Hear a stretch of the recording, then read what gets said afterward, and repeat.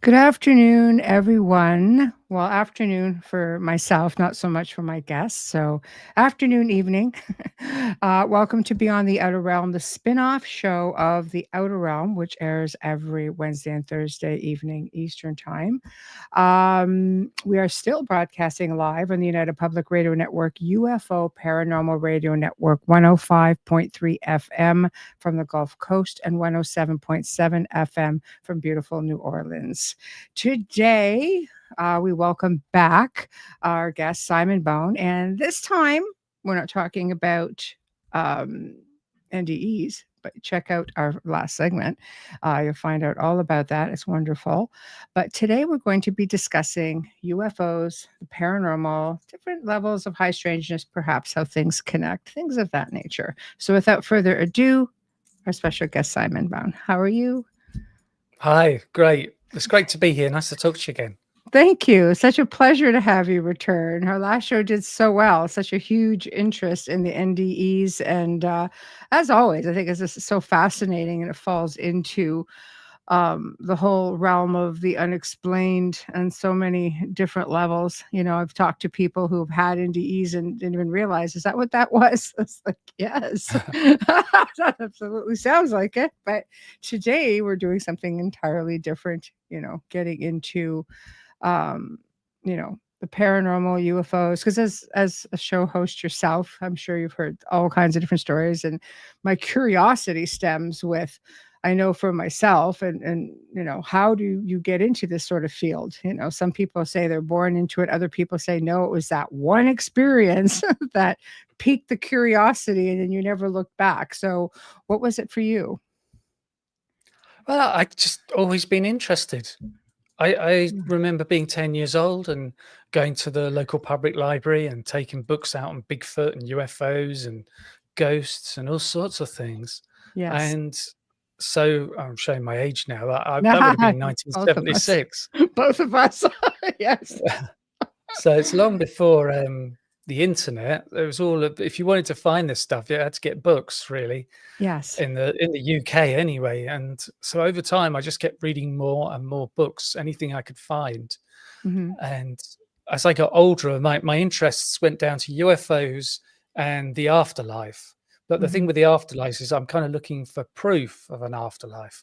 Yes. And I wasn't brought up in a religious household. And the neighborhood I lived in, none of the kids, none of the families were religious. So that I was always very much on the outside looking in, so to speak. And in the late 1980s, I started going to a place called the College of Psychic Studies in London, which was set up by the Society for Psychical Research, maybe 140 years ago now. Wow. So they've got an incredible library there. But I wasn't a student there. People could go there and be taught how to do mediumship and clairvoyance and channeling and trance and past life regressions, all sorts of things. So I'd go every couple of weeks and you just spend a little bit of money and the students could practice on you. So I would see all these different people, so many of them. And it was that thing of doing investigation. And it was then that I was taken through a past life regression. So that would have been maybe 1987. And that was a huge impact on me. Yes. Because, you know, the thing with a past life regression is you experience it and you're seeing all this stuff and feeling all this stuff. And if you go and see a medium, they're getting all the information, just passing it on for you. You don't have that actual experience yourself. Yes. And then over time, I did more and more past life regressions, people taking me through them, and I'm having these paranormal experiences, psychic things, UFO sightings, strange dreams, just all sorts of things showing up. And I decided I wanted to take people through past life regression. So I got a diploma in clinical hypnotherapy, And then I got certification in past life regression therapy. Mhm. And now I've been doing that for a few years, and did hundreds of sessions with people for Mhm. past life regressions, and at the Yes. same time doing these podcasts, which is our Yes. paranormal afterlife, looking Mhm. at evidence for an afterlife, and the other one, the alien UFO podcast, and you can Mhm. guess what that one's about. Yes. Yes. I Yeah.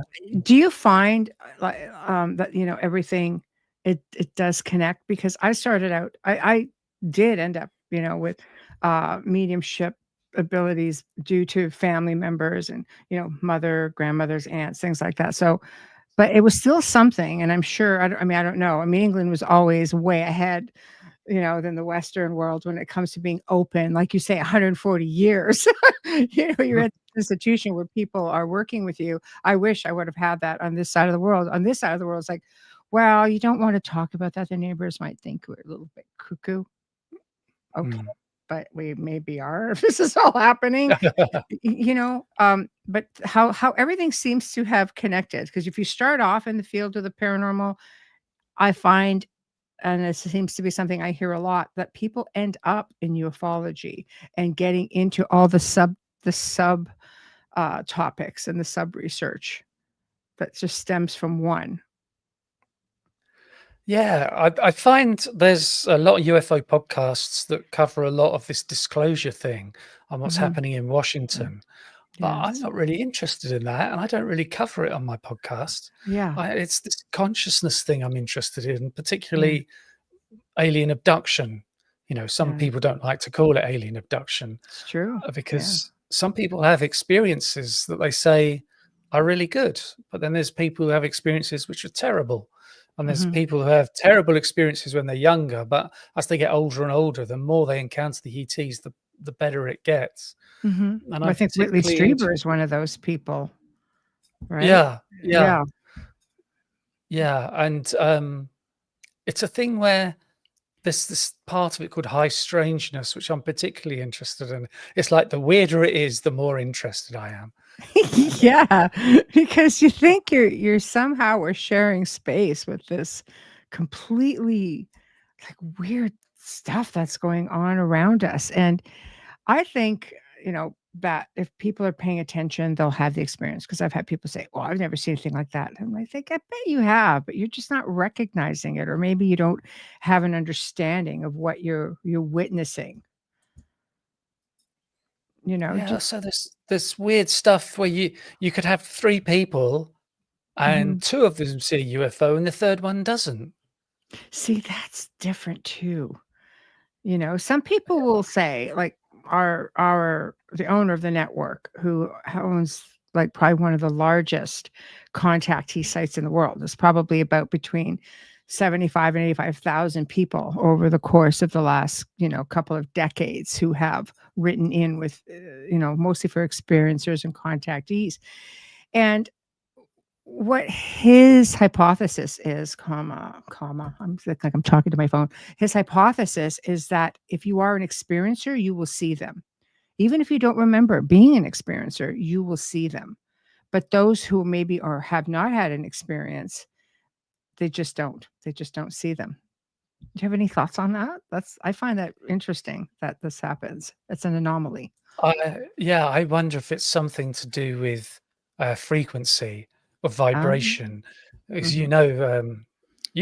mediumship, there's this frequency and vibration, and maybe the people who don't see them are not naturally at a higher level. They can't Yes, see that part of reality. And that's very interesting. I also wonder that if you see a UFO, it's because they want you to see them. They seem to be perfectly capable of moving around the skies Mhm, without us knowing. mhm, And it's like at night time and they're all covered in flashing lights. They don't mhm. need that. They're No. doing that so they can be seen. I'm here. Yeah. Yeah.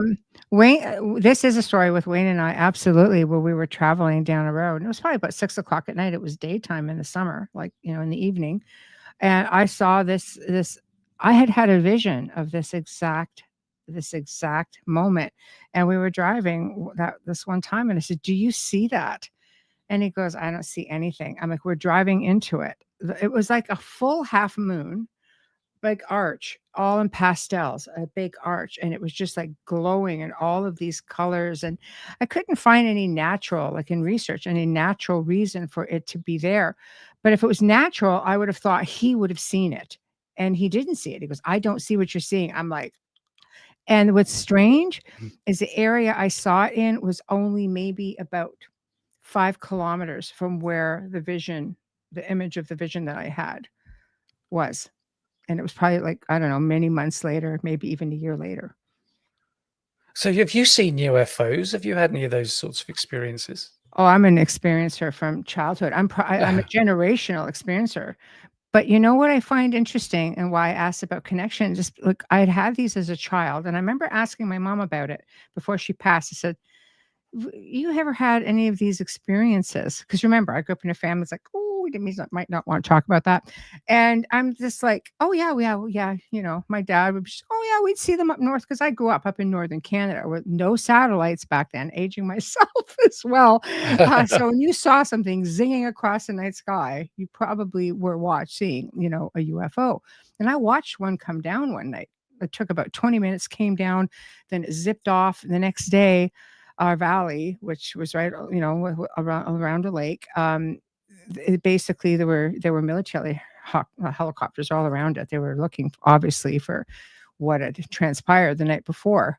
But I just find that I had so many paranormal experiences, and now that I've researched this as an adult, I realize, were those all paranormal experiences? Because I'm talking to my mother and she's like, oh no, this happened. And, your sister was initially a twin and then all of a sudden there wasn't. And I'm going, I'm only hearing about this now. Like what? And my grandparents and their grandparents. So now the experiences I have are mind blowing. Not that I don't remember them all, which is concerning. But the ones I do recall, or the ones where I'm wide awake, are very, very interesting. So Yeah, and I think it's weird in some way that it's like some of you don't remember. I suppose you have hints or ideas that something might have happened, and then others you do remember. And it seems that if it's the Greys, whoever's doing it, they seem to be able to control our memories and erase them or block them or something. But if you remember them, maybe they didn't block it on purpose. They want you to remember her.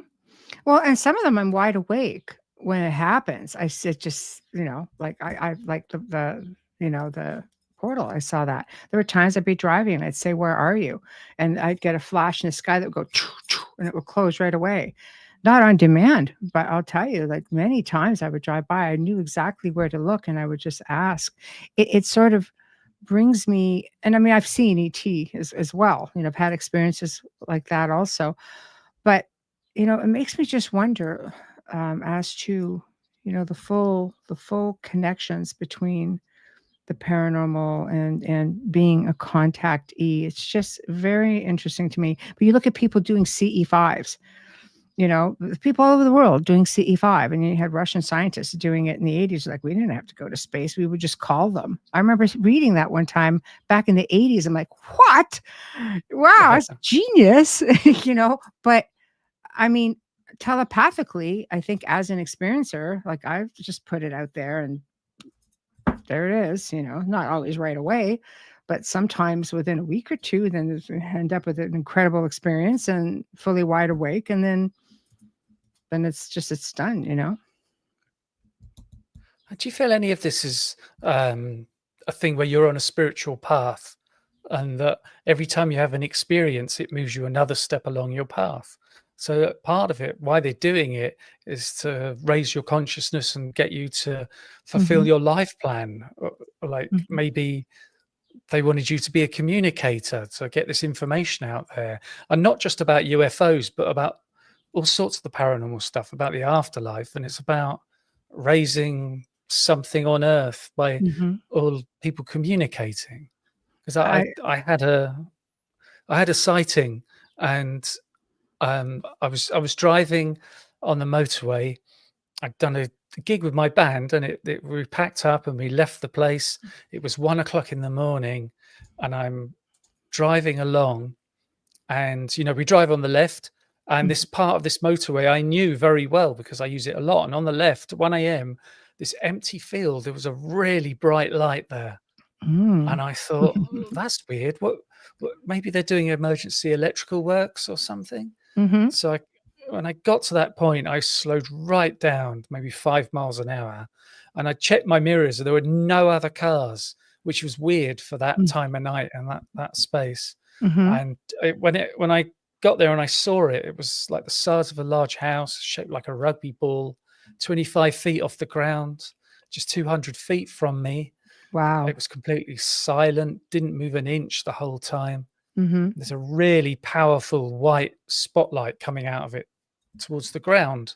And now I think about it, it's that classic tractor beam UFO abduction when they're taking somebody out. Did you have missing time? Did you have missing time? No, I didn't. I knew enough to check that when I got home. Simon's late for the gig. Yeah. Wow. But I wonder if I saw it because they wanted me to see them. That's what I wonder. So. I think so. I mean, well, let's explore it. So you have the sighting. How did it change you? Like, it made you want more, more answers? Did it enlighten you in a different way? Just to kind of go like, oh my God, I saw this incredible anomaly. Well, this happened in the early 90s.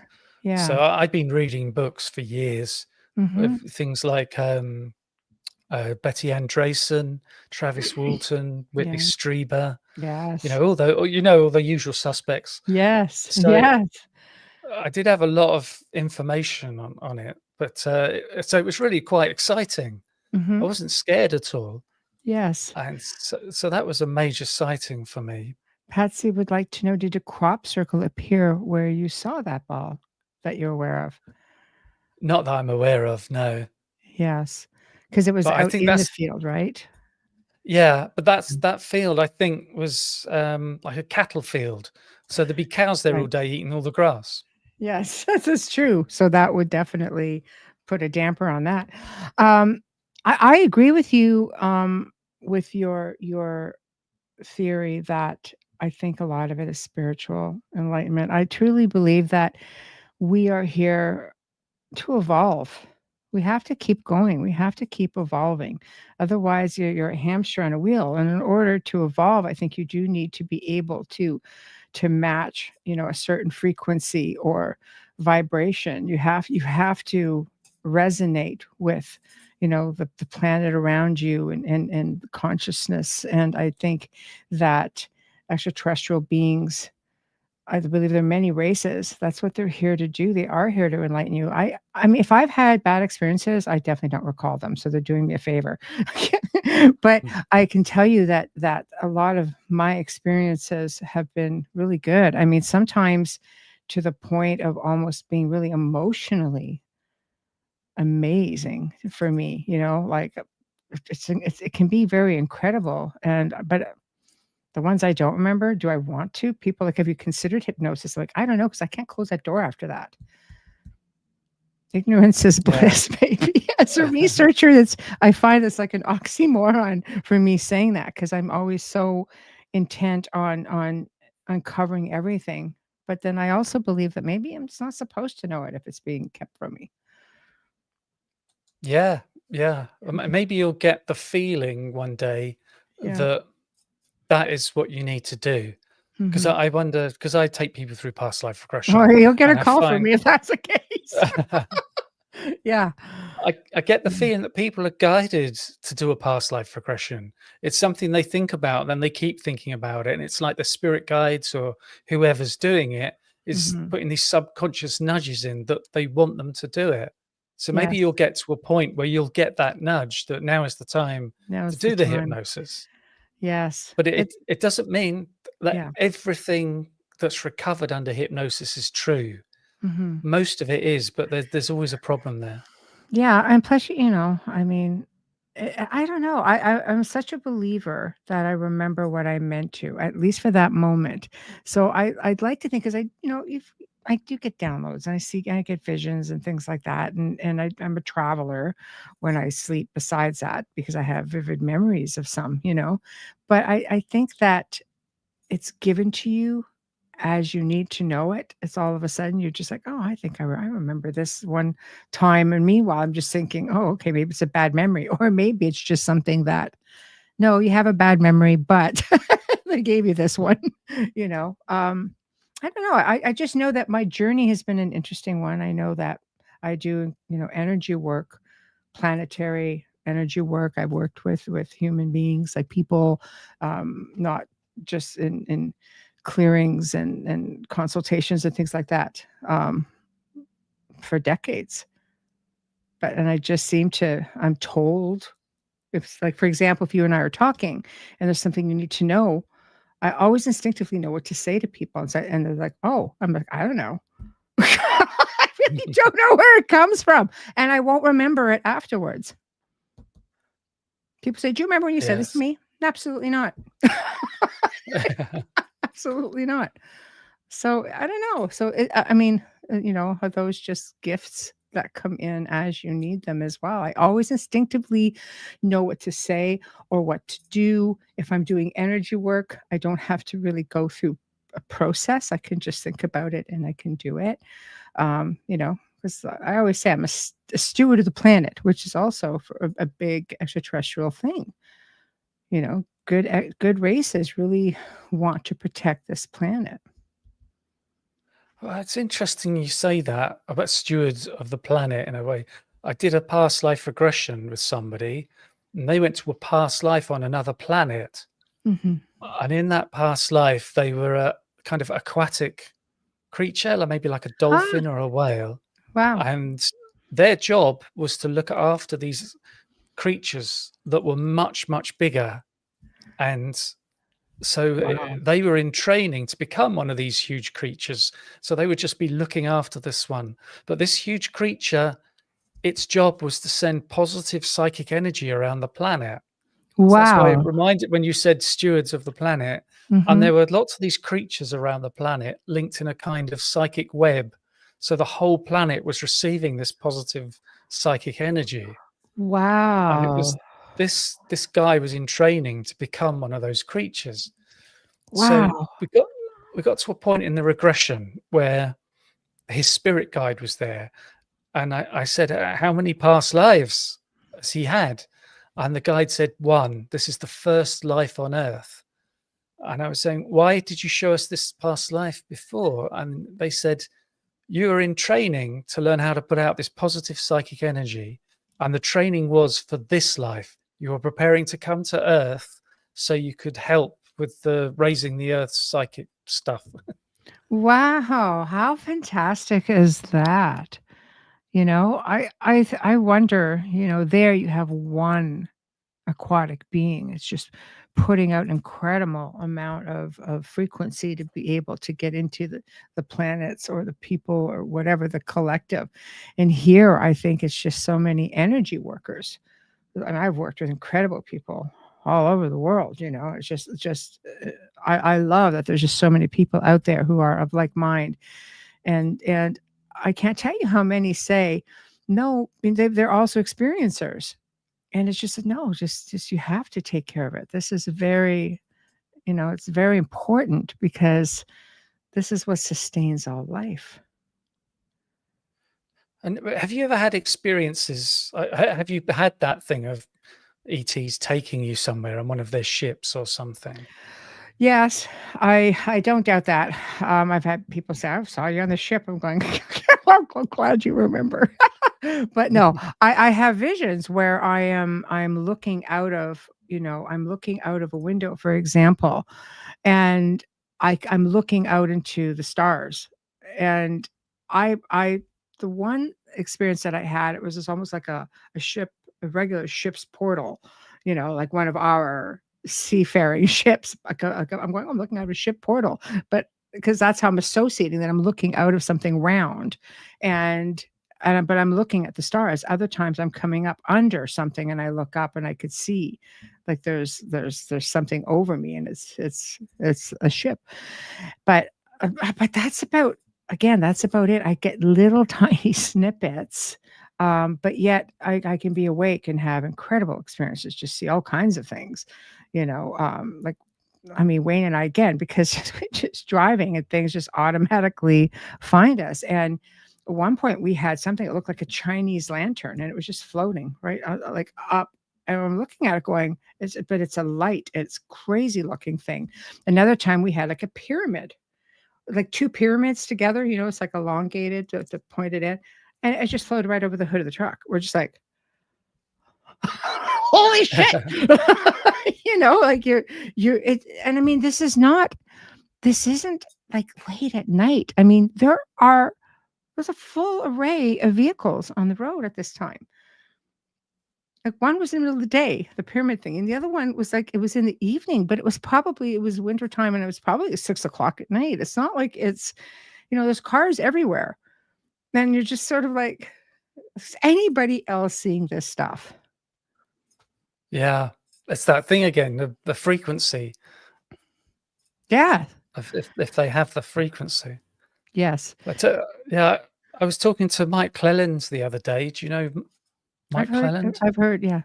I've heard of him. He was saying that he had this experience where he found himself on board a ship and he was one of the Greys. Yeah. Wow, crazy. And yeah. He was taken into a room on board this UFO that looked like a really corny 1970s office boardroom with orange carpet and plastic folding tables and chairs. And this is part of the high strangeness of it all. Yeah. And at this boardroom table were 8 Greys facing him. Mm-hmm. And it felt like he was like a naughty boy being taken to see the elders. Wow. But they said to him something like, "You volunteered for this. We didn't realize it was going to be this hard, but now is the time to start." But they didn't tell him what it was that's going to start or what he needed to start. But it's that thing of the high strangeness of this 1970s office inside this UFO, and that he's a Grey as well, almost like they had taken his consciousness or his spirit onto the ship, left his body behind. Yes. I find it all extremely fascinating. I mean, there are people like who have visions. Wayne was telling me about one time he was just like saying, I need answers. Like he just finally got really fed up. And he said, like, I found myself in like, I think it was like in a forest, but it had like, but yet it was like an office, but you could see through like the walls and it was just very, very official with a desk and with a chair. But this ethereal being, like very, very wise. Right. And it's just like you see that was not happy to have to be explaining anything to me. So it's like it's a curiosity, I guess, as to everybody's experiences, but this is also a guy who at 4 years old, at his birthday party, just basically throws up on the table and says, "Oh my God," looks at his hands and goes, "I'm a child again." At 4. I'm like, what is that? Like a step in? Or, was just like the original essence, so traumatized to be here that the step in got in there and said, "All right, I'll take over." Like, it's just bizarre how these sort of things happen. And he's also an experiencer.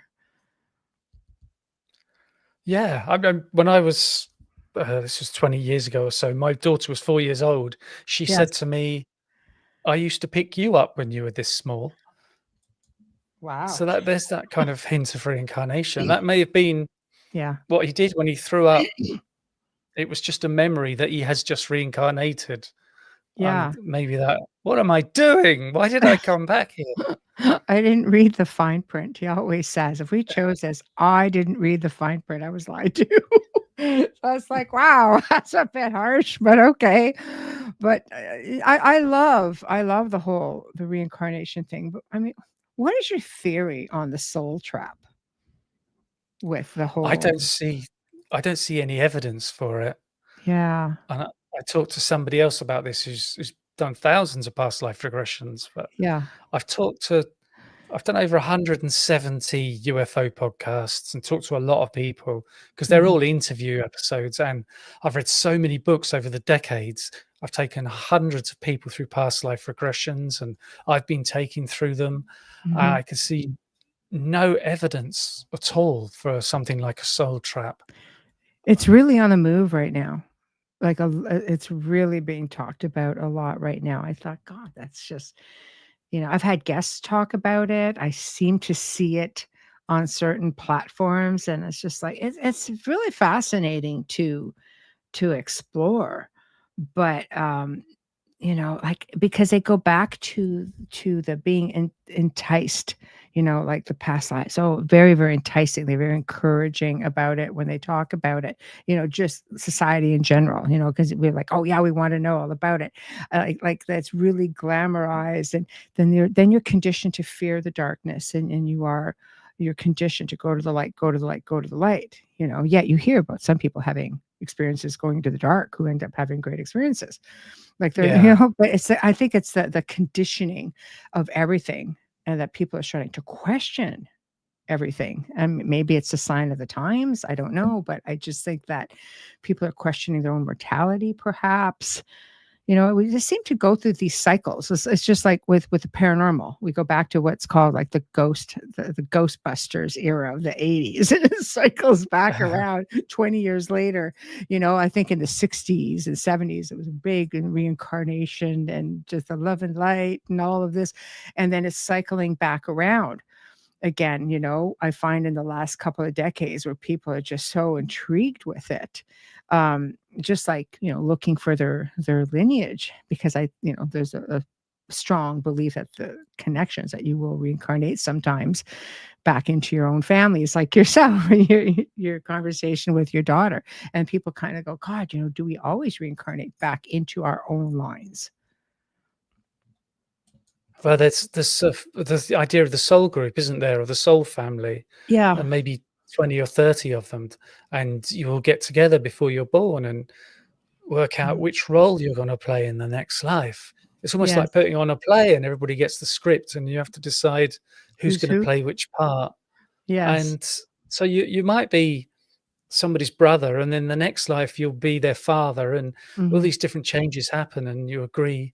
Like Hmm. somebody will say, in my next life, I need a really awful father, and somebody else will say, "Oh, I'm really good at being an awful father. I'll do that for you." And it's Right. it's like helping each other evolve.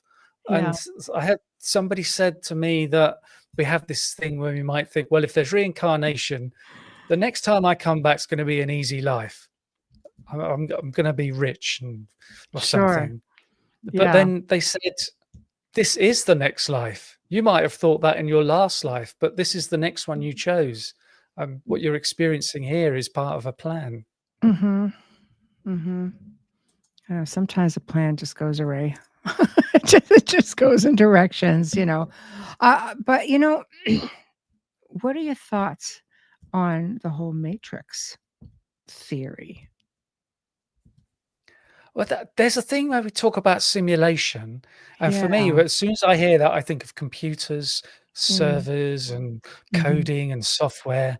Mhm. But I wonder if it's not like that. If it's something spiritual, there could be some kind of a matrix in a way, because in a way we're avatars, aren't we? As human Mhm. beings, we're containing our soul or our spirit, and Mhm. that there may be something that you could say is like a simulation or a matrix, but Mhm. it's not at all like the film, and Yes. that we're victims and we're forced into it. Mhm. It's part of Yeah. the progress. But I think that everything gets so complicated and also so far away from our understanding. We can Mhm. just come up with these different ideas to try and explain this madness. Yes. Yes. Well, I mean, there's got to be, something. I mean, people will see, birds, for example, stop in mid-flight and just are frozen, like little glitches. I mean, this stuff is surfacing long before the age of AI. CGI, yes. But when you're looking at video, there was one I made mention of before where a police officer was driving and he was heading into a very rural area, looked at very forested, as he was going around the road. And he stopped and he's like, what is that? And he got out and how they have like recorders on the cars and stuff like that, right? Like here in the United States, they have dash cameras and things like that. And he goes and he sees it. It's like this cup of coffee, but like just like a takeout cup. And he's moving his hand under it. It's just sitting there. And he's like this. He's like going around it. And you hear him. He's just like, what is this? Like, this is crazy. And when he went to grab it, it dropped. I said there was nothing, because he's like, is this something like is there a string here? Is there something that is, and it just dropped. So I don't know. I think every now and then, the universe is pretty incredible, but some of the stuff is definitely an anomaly. High strangeness. Yeah, it's such weirdness. So like I had a thing. There was a Chinese restaurant close by that was great. It's my favorite Chinese place, Yeah. and I knew it well. And one morning on the way to work, I drive past it every day, and it had been a fire, a really nasty fire, and the whole front was boarded up and all the soot up the walls. And I was like, oh man, that's my favorite restaurant. And so I'd be going past it on my commute. And then one morning I went past it and it was back to normal.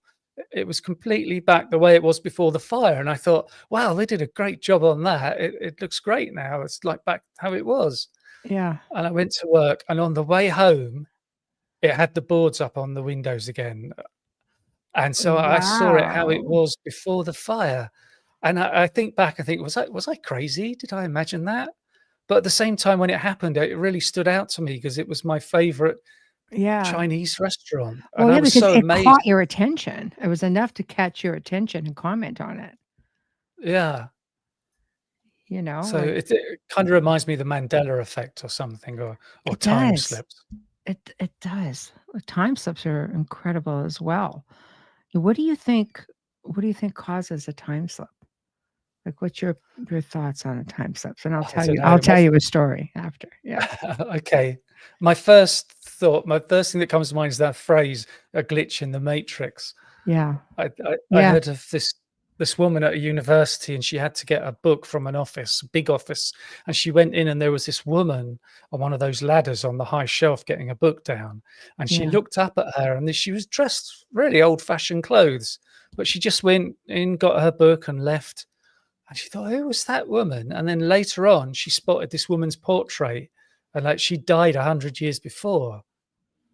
And she felt like when she went in that room, it was as the room was in the past. It wasn't that she'd seen a ghost of hers. Yeah. It was like she'd gone back in time, like a time slip. Wow. There's a lot of those in the UK. When I researched them for a show at one point, where people are just walking through these old, old, because so much of the UK, I love the UK. I have a lot of friends and family there, and so many areas, it's like time really it does stand still. You can walk into a nice quiet space and go, God, I've just stepped back a few hundred years, because you guys value so much of your past and your architecture, and they just don't make things like that anymore. You come to the new side of the world, you're lucky if you find a 300-year-old building that's still standing, But I mean, so many stories that I've read of people just going, that they went into, especially like in York, "Oh, we're down these little cobblestone side streets, and I'm going into this store." And all of a sudden I'm in a whole other store that's gone way back in time. And I'm looking at stuff going, what is all this stuff? It's not. And then I step out of it, and then it's like, and it's back to the hat store I was going in to look at, for example. It was just very, very obscure. And there's a lot of stories like that. But a story well, both Wayne and I know people personally who have said that as kids, they'd had experiences. And both of these experiences, and these are people who do not know each other, but we know them, they were children running around the house with their friends. And they were running around. All of a sudden, they're not there. Like, they're walking around the house. They can hear their parents calling them. They're looking for their friends. They can't find them. And so they run back the other way, and they're back. And the one kid was just like, because my parents are yelling at me. We've been looking for you for 2 hours. Where are you? Because I could hear you, but I couldn't get back to you. And that's is that like the frequency thing? You're just changing the vibration. Yeah, it's so strange. Would they have been ghosts to somebody in the future or the past who had seen them? It's so crazy. Like you're being called and you're walking through the house and they're not there, but you're in your house. It's crazy. Those sort of things just fascinate me. I'm just like, come on. Like it's just Mhm. and the fact that I knew someone with the same story, and Wayne goes, "Oh, yeah, my buddy was telling me a story about that, and I think it happened to him, his friend." I'm just like, when he was little, I'm going, "This is craziness." Um, Wayne says he had a vision about talking to a hybrid female who told me that this world was built for our species to learn how to be in the physical because she had evolved beyond the need of a physical body. Yeah, I've heard of stuff like that. I talked to a guy, I think his name was Yossi Ronan, Israeli guy who was having experiences. Mhm, And he said one of the greys said to him telepathically, mhm. basically, this is not who we are. Where we come from, we don't have a physical body. And when we come here, what you see is imprinted upon us by you. You decide what we look like in this space. See? And how we perceive that, I think, from humanity, when we see a being that they are projecting, they decide by projecting an image to us of how they want us to see them. For example, you hear like they'll say, "Oh, he's a shapeshifter." I'm thinking, God, it'd be hard to shapeshift, but I imagine there are beings out there that can shapeshift, or are they just projecting an image of how they want us to visualize them? So this to me is a whole other thing, saying that we're deciding how we want to see them is just you see what I mean? Like every time you come to one perhaps theory that works, you realize, oh wait, there's another one. Yeah, yeah. Which one is it? Are there 2? Are there like, it's just is it like all the world's a stage? Is this all one big illusion? Yeah, because there's that idea that the greys are all clones and that they're almost manufactured in a factory somewhere. All the short ones are almost robotic, and it's only the tall greys Hmm. that Yeah, are real. But yeah. also, they the smaller greys, the way they look, they're Mhm, like us, the 2 arms, 2 legs, and a head, and they mhm, are just fine on Earth's gravity and Earth's atmosphere, its pressure. They don't seem to be affected by our viruses and bacteria, mhm, almost like they were genetically engineered to be able to survive on Earth and do mhm, the job they needed to do. mhm. Hmm. Yeah, just, their evolution, so different than ours. Wayne continues to say, "Without the physical," she explained, "we became very unfeeling, uncaring for beings with a physical body." She said it was built for them to learn, but also for other beings to actually see if they can learn from, I guess, our experiences is what I'm guessing. We are failing in a huge way. We are. I think in some ways, yes, we are. Yes, we are. Um, yeah, it is so interesting. I have equipment that I've had built, and it speaks essentially, right? It's sort of based on the Nikola Tesla design, but there have definitely one time, I got this new piece that came in, and let's just test it. And it was on a night where all the planets, there were 5 planets lined up a certain way. This is a few years ago.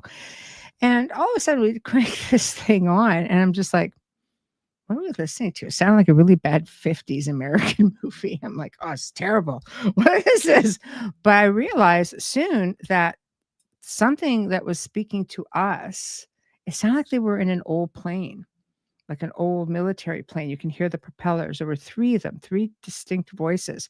There was nothing else in the background, nothing. And they started talking, and I'm talking to Wayne going, "What is this?" And they're like, "Oh, did you just hear that?"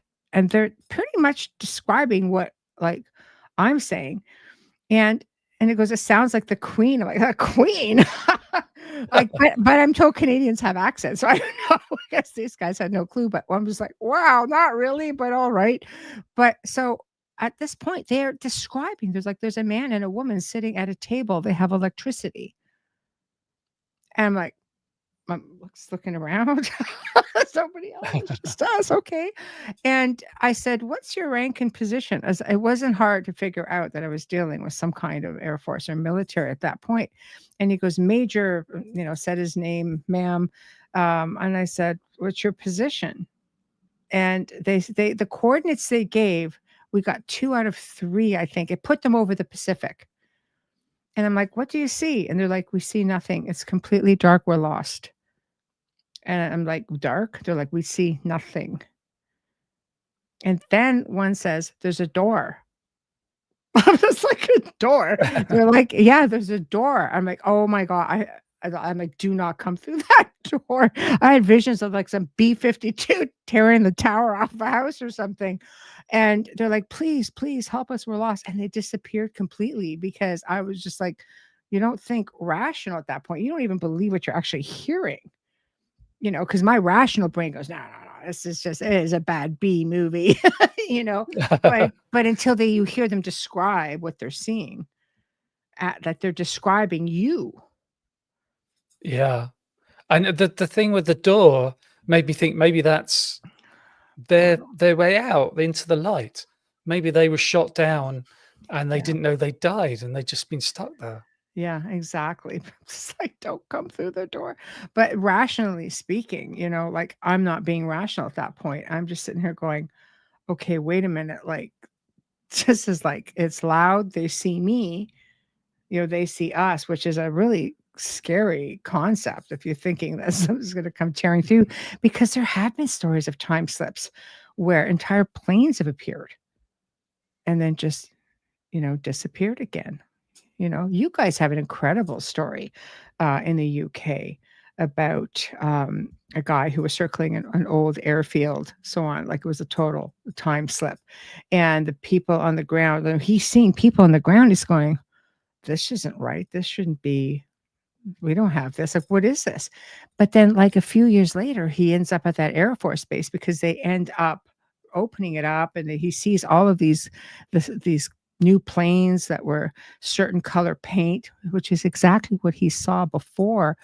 But it was like this was all. It was an anomaly, and they're like, so he lands here at some point, and is years later, and they're like, "Oh my God, he asked about when did these come into commission?" And they're like, "Oh, these are new." And he's just like, "I saw this back, blah, blah, blah." And he was going, and the people on the ground are going, "We saw a plane that went back, like it went way back." Goes, and Yeah. they just sort of looked at each other. Yeah, this story, when I found it, was amazing, but it ended up afterwards being elaborated on because Ancient Aliens ended up taking the story and playing it. And I'm just going, this is incredible. Like, how many things like this are happening all over the place. Well, I remember seeing a report on the TV, and it was like an early evening show after the Yeah, news.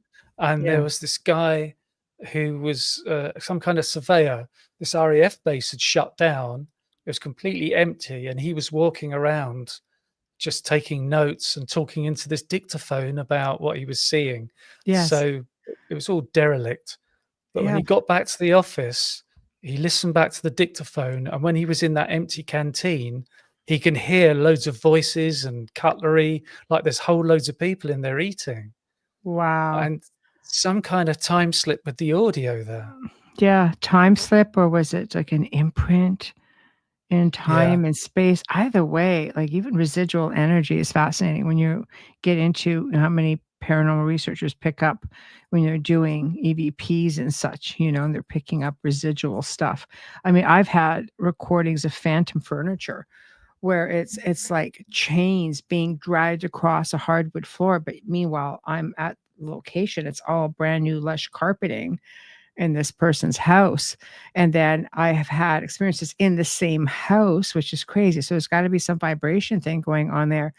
And it's in the basement level, and there's somebody walking with heavy boots on old wooden floors, sitting on a squeaky bed or a squeaky chair, and picks up the recorder, and you could hear the recorder being handled. And I'm just going, "That's bloody amazing." But the whole place was giving up stuff like that, but it did not match the time. So am I is there some kind of a crossover in time there, or is it all residual? I would have thought residual until I heard the recorder being picked up and handled. You can hear it like, and then it gets set back down.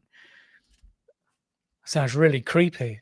It does, but in the same respect, it's sort of like, wow, which is it? What are we experiencing? Because this tells me it's real time if the equipment's being handled, but none of the sounds are matching the environment. Yeah. It's like it seems there's some of it is residual, like a recording, and then other Yeah. stuff is they're actually there and you can interact with them. Yeah. There's a famous story in the UK of a guy working below a building, maybe one of the big museums. I can't remember exactly. And he's in this kind of corridor underground. He's on a ladder doing some painting. Mm. And then these Roman soldiers walk through, but they come out of the wall, walk across the hall, and go into the wall opposite. And he said that he could only see them from the waist up. And that in the Roman times there would have been less earth there, and that they for them would have been standing on the ground. And he freaked out and he went back upstairs and he saw his boss, and his boss said, "Did you see the Roman soldiers?" So it was like it was a known thing, but for the soldiers, they just seemed to be on a march on their way somewhere. It wasn't that they were really conscious. No, again, I tend to wonder if it was residual. There's a place in the United States called Gettysburg in Pennsylvania, USA.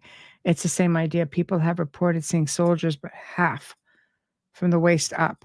They don't see anything below that. So I just wonder, is it if it's a dimensional thing with that, or it's so bizarre to think. But I love how the similarities crisscross from one part of the world to the other part of the world.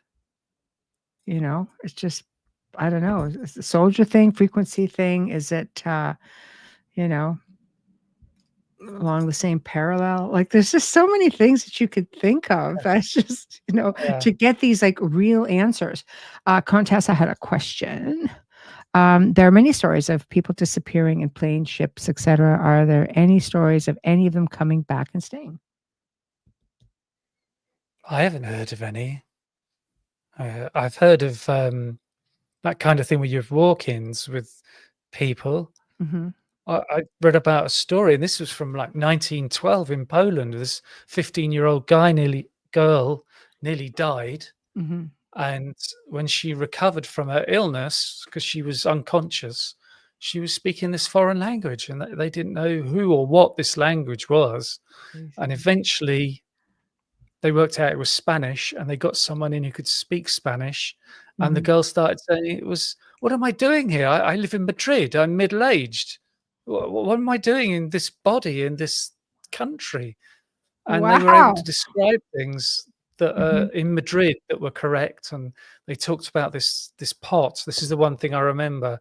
They'd have this big kind of iron pot, and then there'd be like a pyramid of iron rods with chains, and they'd hang the pot in the middle of this pyramid. Mhm. And you think, oh, this is for cooking. But she said, no, we'd fill it with hot coals and this would heat the room. And it's such a weird, obscure thing, but they checked, and that is what they would do in Spain for heating. Oh, that is so crazy. Like, again, walk in, um, it's fascinating to me. I know of people disappearing. I had visited the haunted forest of Romania, and the story with that states that a young girl went 5 years old, went missing there at some time, just like a shepherd had gone missing, with this entire flock up on top of this mountain. And so did this young girl. So it's known, I think, as Romania's Bermuda Triangle. But the weird thing is she returned like 5 years later. She's still 5 years old, but she was not the same individual like up here. I mean, how could it be? Come back at 5 and you're still 5, but she was just totally like withdrawn, disconnected. So there's that story, and there's one of a man named Bruce Gurman, who was says to be the only survivor of the Bermuda Triangle.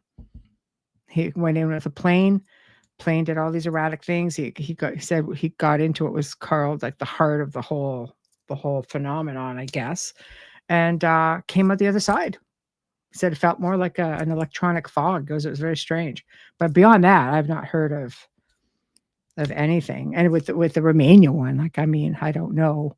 That's the story, but is it a story? Is it factual? Is it? I would think that Bruce Gurman's story would be, because that's in I think it was like in the 70s or 80s, something like that. So that is at least something that is documented, and he as a pilot spoke of that experience. And the reason I remember it is because he was able to describe what the phenomenon was as he went through it.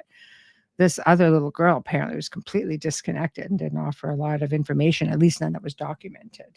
So, but if they are both correct, then obviously it's something, you can travel someplace and come back. Or is it a time slip, and she ended up someplace else and then just slipped back in 5 years later.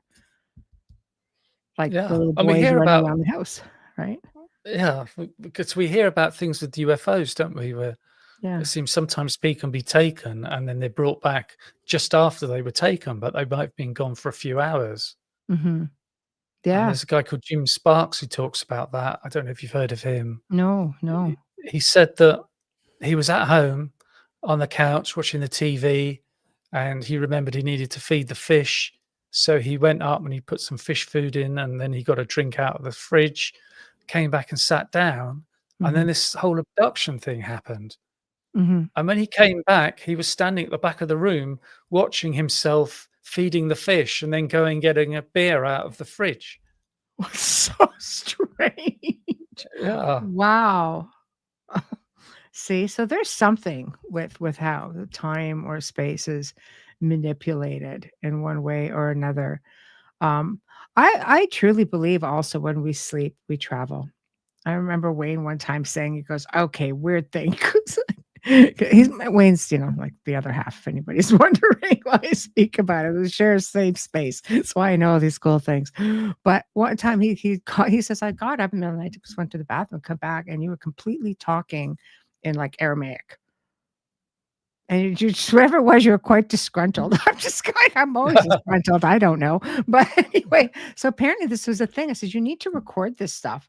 He goes, it's the middle of the night. I'm not even thinking straight. All I'm doing is going, holy shit, what am I hearing? So I get that. Okay, I'll give it to you. But, I believe we travel. And I believe that, maybe we come back with some of these experiences.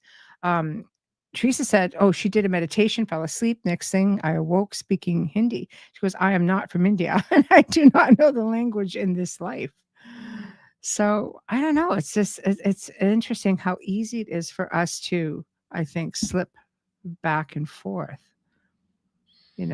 Some of the experiences we're having, we're really having them, but we just don't have that recollection. And is it crossing over? Is one phenomenon crossing into the other?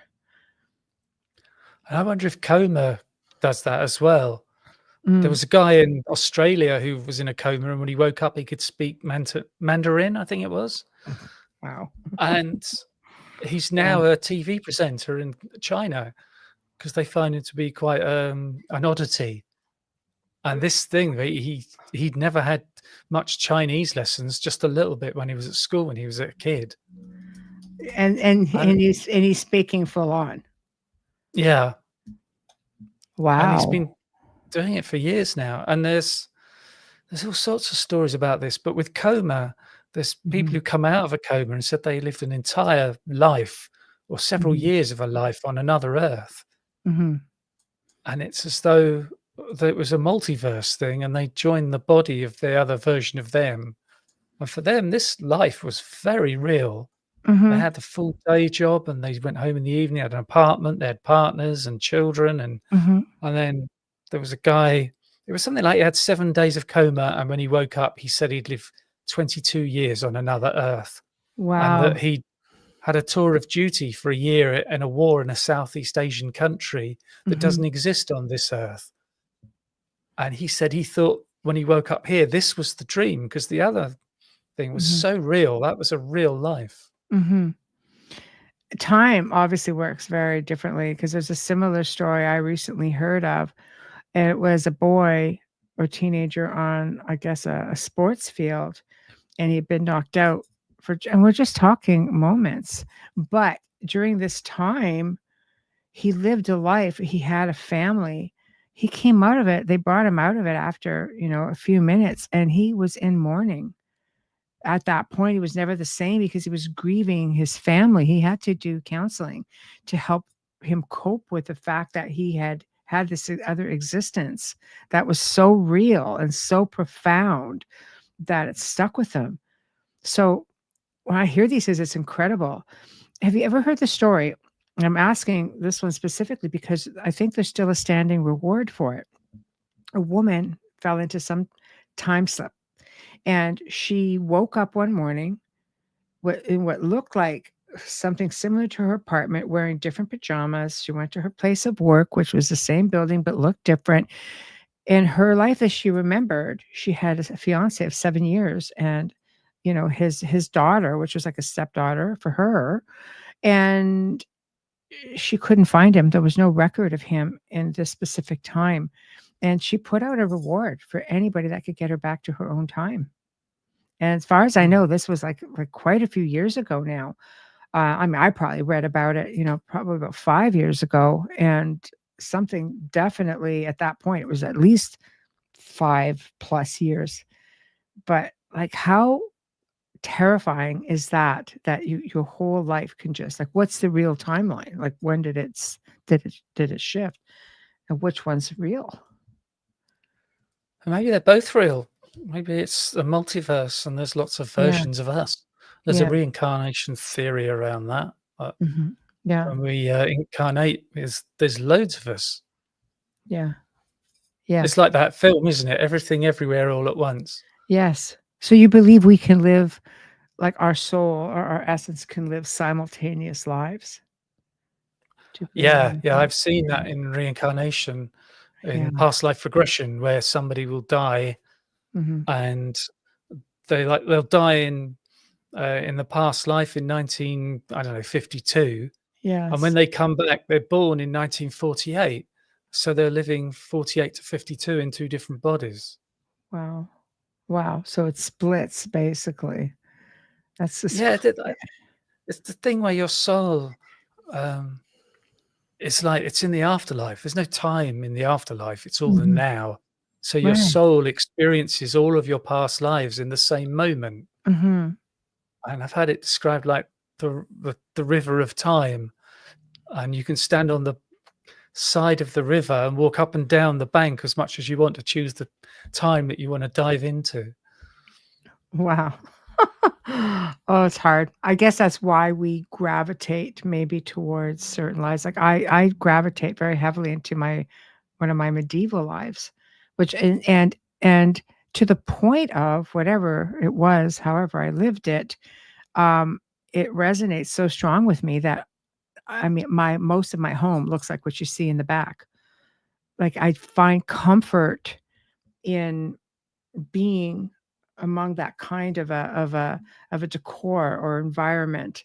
And I've traveled many parts of the world. You always will always find me in old cathedrals or castles or really old village environments and things like that. I gravitate to a lot of that. It's very, very strange. So it's just like, well, you're looking for your past lives. I often say to myself, I wonder if my past life is looking for me or if I'm in a time slip and I need to go back because you really feel like for some of us, it's like a real sense of loss that we feel this like being in a void because we resonate so strongly with a certain time. Um, but you just can't get back there. Yeah. Yeah, I hear that. I don't experience that myself. And I've been taken through all these different past lives and seen different, um, you know, eras, different times, but Mhm. I wouldn't say any of them I'm particularly fond of. Although I do like Italy a lot, and I've seen a past life in Venice. Mhm. That's interesting. That's interesting. See, we just resonate with places. She goes, as in different timelines or past lives. Not my intention to interrupt, but suddenly I'm lost. Poor Heidi. so, can you elaborate because we probably lost you. So, okay, so past lives are we talking a reference to reincarnation or do we? Because now I'm lost. Just reading from it. Yeah, if you could just specify, that would be great because we're moving along at a pretty good pace here. Sorry, Heidi. Well, what I'd specify really is that I hear loads of things, but I haven't Yes. got any of the answers. Yeah. There seems to be that our soul splits off into lots of versions of us Mhm. in lots of different universes, Mhm. and there may be different timelines as well, because they say it could be that every time you make a decision, another See, timeline's created, we and got there's you this now, Heidi. She says, "Thank you, Simon." Yeah. I kind of see this analogy as like the soul is like a tree, and there's all Mhm. these leaves. And as Mhm. the tree experiences all the leaves at the same time, the soul experiences all the lives at the same Yeah. time. Yes. And it's difficult because in that space, time doesn't exist. There's no timelines. Yes. And Yes. for us, there is time. Yes. So, what a timeline, a past life could really be like a timeline because we have the time. But I mean, who knows where, depending on where you are. I could have had my medieval, imprinting could be from an entirely different time and space, may have nothing to do with even this planet. Just gonna And it could be happening throw a right wrench into now. the whole theory. Medieval time on another planet. Yeah, maybe. Heidi says she resonates with that. Thank you. So, um, yeah, a lovely analogy. It is. So if we're looking at, we'll get back a little bit into the similarities between, let's say, the paranormal and being a UFO experiencer. I know the one that sticks out for me, and if you've worked with experiencers, and trying to figure out what they experience under hypnosis, um, when you're getting into the whole crossover phenomenon, because I think John Keel talked about that as well, right? With different beings and so on. Not just so much UFOs, but he also believed that many of the cryptids. So here's another kind of crossover. He believed that even certain cryptids were actually extraterrestrial. But I remember, like, I can only speak of my own experience, and I've helped, like hundreds and hundreds of people with having paranormal anomalies throughout the decades.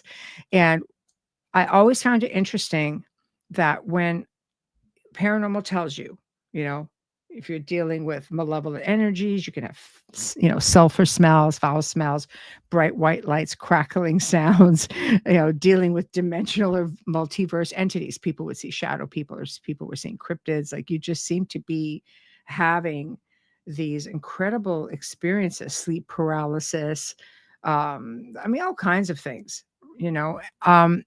But when I started realizing that half of the people I was helping, half of them were also ET experiencers. So when I started digging and found that ET experiencers experience foul smells such as sulfur, I've experienced the bright lights, the crackling sound, all of the stuff I've experienced made me question, what was I really experiencing in my own paranormal phenomenon? Because when half of the people you're working with says, "Oh yeah, I saw a UFO," one of the best people I've worked with, the best cryptid sighting I've ever heard of, there was a UFO sighting, like, that was called into the police for a straight week in that area, and the whole phenomenon was just a big ball of mess with Yeah. everything. It's, you get the one place where everything happens, that was it. So So I don't know, do you Yeah. have people telling you that, like, when you're talking to people on your show who come on, maybe as paranormal experiencers, but who are also experiencing the same phenomena? Well, I have seen, lots of people have seen this, that the after effects of being an experiencer and having a near-death experience are very similar. Oh, Like, they have okay. amazing synchronicities. They Mhm, can't wear watches because the mechanical watches just break down. mhm, Electrical devices will freak out when they're around, mhm. and they have psychic stuff. Some people might be psychic before the ET experience, and Yes, afterwards it goes ballistic. And yes. that's the same thing that happens with near-death experiences. Mm, So what's going on there with consciousness and how it affects us? And, I think some experiences talk about poltergeist activity in their house. yes, So yes. it is all connected in some way, Mhm. but it's so strange. You're getting into the crossover phenomena is in every aspect. I mean, when you're seeing, for example, Bigfoot, people report seeing glowing balls around them, like orbs. You get into the sleep paralysis. That's interesting as well. I mean, in the paranormal, they'll call it like the hag syndrome, the old hag pushing down on your chest. Whereas people who are claiming abduction are saying, no, there was bright light and there was a heaviness on my chest. And, science will say, because I remember Canadian scientists had tried doing this experiment to recreate what it felt like. I've had sleep paralysis a couple times. It's terrifying, and your logical mind is trying to make sense of it, and it can't. But it messed him up. The experiment messed him up because he's just said, like, I know the feeling of being watched, that there were other beings in that room with me was so terrifying. That it goes, it undoubtedly to me felt like the phenomenon was a real phenomenon. So it's just like, what is it that, like you say, consciousness, like, what is it that connects everything to leave us sitting here going, what just happened? Yeah, I know. And is it that we're being given this stuff on purpose? I don't know by who or what. It's like the universe is throwing these things at us, Yeah, and some people seem to get them, and other people don't even seem to experience anything ever. Or they're going around like, I know. I imagine, some kind of bumbling oaf, and all these things are happening, and they just don't notice them. I know. To me, it's, they say once you see it, you can never unsee it. But what does it take to make you see it? Um, Yeah, see, I grew up not far from Laurentian University, and they really got into some high strangeness stuff, and they had, this astronomy department, everything. They were great. He had the God helmet. He called it sleep paralysis, 2 o'clock wow syndrome. No, this was a different guy. This was a different, definitely wasn't from Laurentian. So, but I have a version of the God helmet, and when I had to sign a million papers to get it in the country, and at that point, when you read the instructions, it goes, "It can't cause you to, some major malfunction, in your neurological your neurological, brain," and it's like, "Yeah, I don't think I'm interested in trying this," even though I had a lot of people volunteer. I'm like, "You're all ridiculous. You could totally end up having a lot of physical issues after this." Um, she said, "I told my doctor when I woke up in a tunnel of water with bubbles coming up. I tried to touch it, it wasn't there. I was definitely awake, and my doctor said it was sleep paralysis, yet I could move." That's interesting. Yeah, it's weird. I think I had sleep paralysis once, but it was just horrible, Yeah. just because I couldn't move.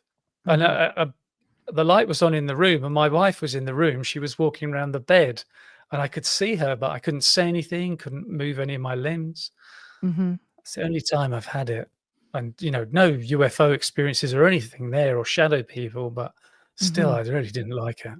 Mhm. No, they say if you can force yourself to move even one digit, it'll bring you out of it. And I was able to, the first time it happened to me, I was able to get myself sitting up. And I sat up, and I was just like, I was like, "Oh, like, what did I just experience?" Like, I had never had sleep paralysis before that, well into my adult years. And then ironically, like maybe I don't know, a few weeks later, a couple weeks later, I had another one. I was just like, and I've never had one since. So I don't know. Question for you. Do you fear death? Hi, Thomas. Do you fear death? I don't Simon. fear death. No? There's certain things I might fear that would kill me, you know? You don't want to be in a lot of pain when it happens. So it's the method of your demise you fear more than death Yeah, itself. yeah. Yeah, I can understand There's that. there's a joke that says, something like, "I'm not scared of dying, I just don't wanna be there when it happens." Exactly. Yeah, you're right. I think that's the part that's most frightening is just not knowing besides that, just to slip away quietly while you sleep is good. That's a good thing. So I think with death being the next level of our evolution, so maybe if you just sort of put it that way, for those who fear it, may give a different perspective. Yeah, they say people come and collect you. There's all these people with deathbed visions who, in the last days of their lives, Mhm, hospice nurses see this a lot. mhm, And I talked to a woman called Dr. Penny Sartori. mhm, She is a NDE investigator, and she's had her first night as a nurse in a hospice, and mhm. they all came together in this room for a briefing, and the head nurse said, "Such and such in this room is talking to people who aren't there, so we think she's probably going to die tonight." And Penny Sartori thought, "This is a prank. I'm the new one. They're playing a prank on me." She said, "Sure enough, I went into the room, and that person was talking to people who weren't in the room." Yeah. And, it's like her husband or a dad had come Mhm. to collect her. Yes. Isn't that absolutely fascinating? I've experienced a couple of different versions of that, and sometimes one of them was recounting an old, comedy, an old movie, like Who's on First? Oh, no, Who's on Second? I can't remember the name of that. Yeah, Was that a Three Abbott and Stooges? Costello. Oh, but it's like, okay, yeah, and she kept recounting that, and I'm going, "Wow. Whatever you're doing, it's awesome." And she was just totally and just conversing, but she kept repeating movies and things like that, and Wayne had experiences also, with his mother, having a conversation with him. And she'd say, "One moment, dear," and she'd have a conversation with somebody about a cat, and then turn around and she'd say, "Okay, I'm sorry, continue." It's like, what? Like, and then they see things. She thought she was back in England, because he's British. So she thought she was back in England, and she's just like, "Oh," she goes, I'm trying to go into the tunnel, and I'm trying to get on this train, and they won't let me take my baggage." Really? She had a lot of it. So we're like, "Oh." But it's interesting how Yeah. you see these visions that mean something entirely different if you decipher them, like getting on the train with your baggage, and like you can't take it with you. So you have to leave it behind. So you have to have this resolution, right? Yeah, I talked to a guy, Dr. Christopher Kerr, who's director of a hospice, and he had to go through these ethical boards to Yeah. do a study in deathbed visions Yeah. because he saw it so much in the hospital. So he did a proper clinical study and Mhm. talked to all these people who were having these experiences. And Mhm. one of them said to him, "I was back in 1926. I was sitting at the table having tea with my mum and dad." And so Christopher Kerr said, "So this was a dream that you had?" He goes, "No, I was there. I was actually there. How did they do that?" And that's part of this thing. But Yeah. the phrase deathbed visions comes from the 1920s Mhm. when one of the members of the Society for Psychical Research wrote a book about it, and that's what he titled the book. And I said to Dr. Christopher Kerr, if they were writing about it 100 years ago, don't you think the medical profession should have catch up by now? Yes. Yes. It's insane. It's insane. Wayne, my sister's mother, she was always on about the train and baggage and didn't know how I managed to get to France when I have to work the same evening. Because, oh, that's right, there's a tunnel now.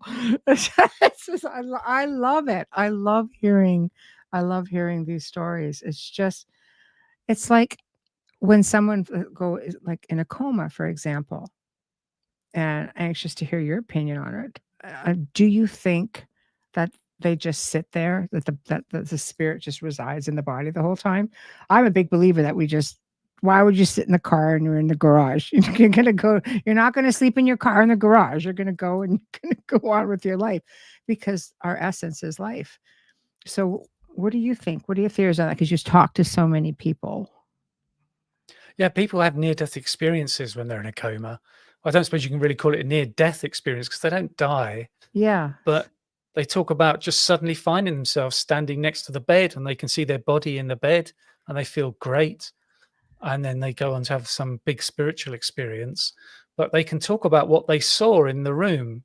When Hmm. they come out of the coma, they say, I saw this thing and that thing happen. And the nurses will be like, you couldn't have seen that. You were in a coma. You were completely without consciousness. Hmm. How could you have seen that? And they're saying, well, I watched it from over there, not from when I was in the bed. See, right there. And I love that when you say that they went out and had this completely other experience. Like they're still just living. So if the body isn't functioning, it just it lends to the theory, which goes back to past lives and what it is you do, that the spirit doesn't sit there, it just moves on. And then what happens if you end up with like a walk-in? I mean, how many people have woken up and said, like, I don't know who you are? They think it's the brain, but you know, Yeah, it's the it's essence. so odd. Yeah. Like the essence, just like, Yeah. I have no idea you're my wife. I don't know who you guys are. You're my kids. Can you imagine after waking up, you've been sitting there like at your loved one's bedside all this time and they wake up and they have no clue who you really are? And there's people who have that terminal lucidity, who have really bad Alzheimer's and they get to a point where their physical brain is just not capable of consciousness. Yes. And just before they die, they come back and they're talking normally. And Yes. it's not possible for the brain to support that. And some people have asked them, where have you been? And they just said something like, I was resting. That's just what they say. So the And there or was, the essence is resting? yeah. Yeah. And I talked to another guy. He said his mum went into this hospice and she'd had Alzheimer's for a long time. Mm, And so when she was at home, they lost her really. She was completely catatonic. mm. And then they got a call from the hospice saying, your mum wants to know where she is and she thinks she's been kidnapped. Oh, And he had to go into the hospice and she was having this terminal lucidity wow. because she did. Last thing she knew, she was at home. Next thing, she's in this hospice. Thought it was like a prison or something. That to me is a complete anomaly because how do you like the physical doesn't allow it, but yet the spirit overtakes and just comes out somehow with all this amazing information like they never had the problem. When my mother Yeah. passed, my father was in assisted living with Alzheimer's and my sister went in, they wanted to break it to him even though he was, he would see her all the time. But, when she passed away, he he couldn't speak anymore, but he kept wheeling down. My sister followed him, and he kept pointing up, and he's going like this, like, trying to say my mother's name, and he's pointing. And before she passed, she says, "No, I'm just gonna go and stay with your father, so he's not scared, and I'll stay with him till his time comes." A year later, pretty much a year, 14 months, he passed peacefully. So it's just, it's just incredible how it all comes together. And it's just so aware. Yeah. How it all connects up. So we've been talking about UFOs, Yeah. reincarnation, Yeah. deathbed visions, and Yeah. walk-ins, and all these different things. It's all connected somehow. It is. I truly believe that we look at all of these different, phenomena or all of these different aspects of again one field into the other field and they do all cross over into one another. How many people are having I always look at even like Edgar Casey, like just trying to connect why people had certain behaviors and goes in there and channels it and finds it. It's just like you're out there. It is all about energy. and vibration, the frequency. I think if you can get, I'd like to say we all have to be on the same one to experience all of the stuff, but I just think we need to find our own, like what resonates. Like, what are your thoughts on vibration frequency? What makes it all work the way it does? I don't know. They talk about quantum physics, don't they? Like Yes. Nikola Tesla says, if you want to know Yeah. about reality, it's all about frequency. Yeah. All of it. He always said it's about frequency and vibration and universal numbers 369, and it's just like, that's just so the mathematics side of things is just so over my head, but the energy side of it is what makes complete sense to me. And just we could all be experiencing the same thing, which takes us back full circle to how we could all see this a UFO, or we could all see this thing, but you have one person maybe who doesn't. There have been stories of like a craft appearing in a cityscape, and you have half the people or 30% of the people who saw it, and other people just going, I don't see a darn thing. Like a large majority of people don't see it. So, I mean, do we all have to tap in, like you say, to that frequency? And how do you do it? How do you get there? Yeah, I don't know. Maybe meditation might help or something. Yeah. Yeah. I'm reminded of a story where this guy he's an experiencer throughout his life, and he was in Mhm. the back garden with some friends, and this Mhm. UFO came over, and he said it was so low he could throw a stone and hit the bottom of it, but then the whole area just went silent, and it was like they were in this bubble, like the Oz factor, I think they call it, Hmm. and they were all just kind of standing there looking up at this UFO, not moving, Mhm. and then the UFO zipped off. And he Mhm. was there the whole time watching it, and the girl next to him said, "Where did you go?" And he said, "I didn't go anywhere." She said, "But you weren't here." So that might be some Wow. kind of frequency weird thing happening. There has to be. There has to be, because so much it's energy based. The essence is energy based, right? So it's just like there has to be all involved. I don't know. I work with a lot of frequencies. Like I'll sit there and I always say, like I'll be sitting here in a meeting, and my desk always has different, you know, I'm always playing with tuning forks. I've got a gong, I've got chimes, I've got all kinds of things. I love it. I love how it makes you feel. It's great for healing. So tell people if you don't have access, just throw on some binaural beats. Get on YouTube. Most people have that now. But and I find one day I just was listening to binaural beats, and I was just starting to fall asleep. I wasn't even like meditating. I was just listening and trying to take in the sounds. And all of a sudden, it was startled me back up. Was this female voice in my ear going, "Hello." Looking around. Is that the bird? That's a bird. We're house sitting a parrot. I'm like looking around. No, not the bird. So it's just like without even being aware, you just slip into this other place. Yeah, and there's the Monroe method, isn't there, that plays all those kind of sounds to you, and you can go into that, and you can Hmm. go to the Monroe Institute and spend a week there and have all Yeah. this training how to do it. There's a Yeah. guy who was on my podcast who did that, and now he's a Monroe instructor. Oh, wow. How It's awesome is just, that? yeah, and he was one of the things he said he was during the week. They said, while you're listening to this stuff, just imagine you're in a dark, just a black space, and then Yeah. you have a vision of the earth as a ball, and you can hold it. And he Mhm. just couldn't get there. And then this woman appeared out of the darkness and handed him the ball, and he had it. And Wow. afterwards, they all went to have lunch, sitting together, and the woman was there, and she said, "I realized you couldn't get the ball, so I gave you mine." Oh my gosh. How amazing is that? Yeah, Wow. So you're in with somebody else essentially. yeah, they were all in their own little Yeah. pods, these little But she units. seemed to cross right over into his space, like a form of Yeah. remote viewing, I guess, or is it just I don't know. I wish we had more time. It just goes, it just really goes into different directions when you start exploring it all. Because you'll say things and my brain will go, wait, what?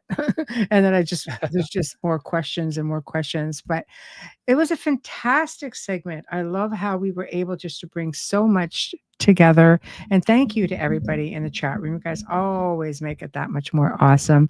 And a big thank you, Simon, for joining me today or tonight for yourself. And hopefully we can do it again. And watch for Simon to be on Paranormal Heart podcast coming up in the next few weeks. And that's right here on the United Public Radio Network. So if you missed the segment with him on his new book, Near Death Experiences, where can they find your book? Let's want to promote that as well. Yeah, it's on Amazon. It's called Verified Near-Death Experiences, Proof of an Afterlife. Yes.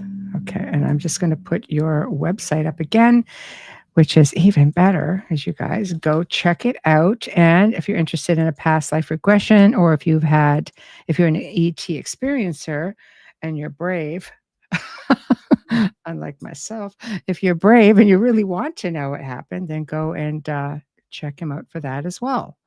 So thank you again for joining me. And again, I'm hoping we can do it again, especially if you write another book, Open Door Policy. You come back. Yeah, it's been great. I really enjoyed it. Thank you, as have I. Thank you. Everybody, thank you for tuning in this afternoon, this evening. Tomorrow night on The Outer Realm, the main show, my dear friend, fellow co-host, or host here at UPRN, Preston Dennett, returns to discuss UFOs over the Arctic. I think we left off with the Antarctic, and there's just rolled into this, so we're going to get right back into it. Thursday, also dear friend and fellow host of Ethereal Encounters Unveiled, Carol Ann Idarola joins me to discuss death, the afterlife, grieving loss, and moving on. So it's going to be a very touching and deep show. And she's going to be speaking firsthand of her own accounts. So please tune in and show her some love. Anyway, guys, thank you and good night.